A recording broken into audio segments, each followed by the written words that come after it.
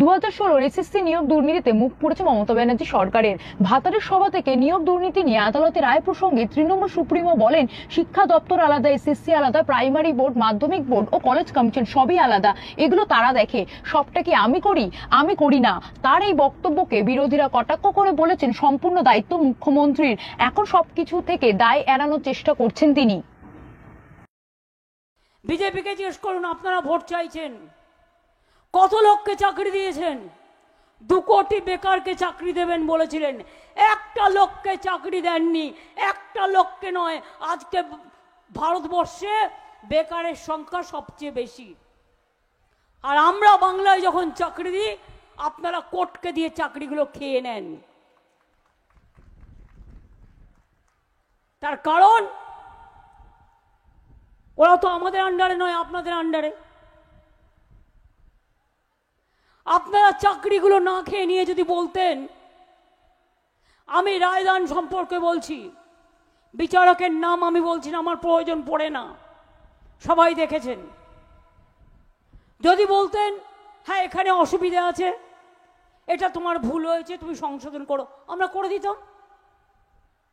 ভুল তো যে কোনো কেউ করে ফেলতে পারে, সবটা কি আমি করি? আমি করি না। এডুকেশন ডিপার্টমেন্ট আলাদা ডিপার্টমেন্ট আছে, এসএসসি আলাদা আছে, প্রাইমারি এড বোর্ড আলাদা আছে, মাধ্যমিক বোর্ড আলাদা আছে, কলেজ কমিশন আলাদা আছে। এগুলো তারা দেখেন। যদি আপনারা বলতেন, সেটাও না হয় আমরা চেষ্টা করে দেখতাম। আজকে বলুন তো, যারা একতরফা রায় দিয়ে 26,000 ছেলে মেয়ের চাকরি খেয়ে নিলেন, আর কি বললেন? বললেন এক মাসের মধ্যে এই 8 বছরের মাইনে সুদ সহ ফেরত দিতে হবে। পারবেন? পারবেন? যারা রায়টা দিলেন, আমি নাম বলছি না, তাদের ঘরের যদি কেউ হতো, সরকারি টাকায় চলবে, সরকারি টাকায় খাবে, সরকারি টাকায় সিকিউরিটি নেবে, সরকারি টাকায় সবটাই হজম করবে, আর কি বলবে? এই এক কলমের খোঁজা যাও, সবার চাকরি চলে গেল। আপনার নিজের ছেলে মেয়ে চাকরিটা চলে গেলে আপনি ভাবতেন না? একবার ভাবতেন না? আজ যদি কোনো ছেলে মেয়ে আত্মহত্যা করে, তার দায়িত্ব আপনারা নেবেন? আমি সেই জন্যই বলছি, চিন্তা করবেন না, আমরা আমাদের সাধ্য মতো আমরা কেসটা লড়ব, এবং আমরা মানুষের পাশে আছি। যে শিক্ষক শিক্ষিকারা স্কুলে চাকরি করছেন 8 বছর ধরে, তাদের একটা সামাজিক সম্মান হয়নি? যারা স্কুলে পড়ায় কোথায় যাবে? স্কুলগুলোতে মাস্টার কোথা থেকে আসবে? স্কুলে বাচ্চারা গিয়ে বসে থাকবে, ওখানে বিজেপির লোকেরা গিয়ে পড়াবে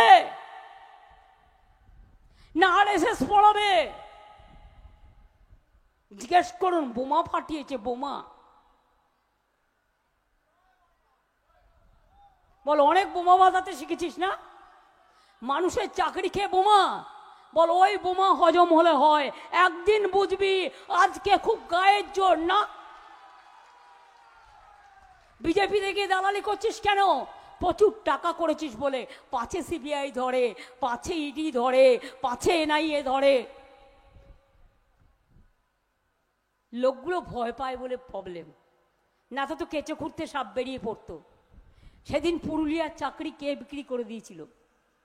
যদি আমি নামটা বলি, নামটা আমি বলবো না, আপনারা খুঁজে নিন, আমার ইশারাই কাফি। জিজ্ঞেস করুন, কত লোকের বিনিময়ে কত কি করেছো? যারা দিয়েছে টাকা তারা ভয়ে মুখ খোলে না। সবচেয়ে বড় কুকর্মটা করেছে যে, কার নাম বড় গদ্দার। কোর্ট কি রায় দেবে তুই জানলি কি করে?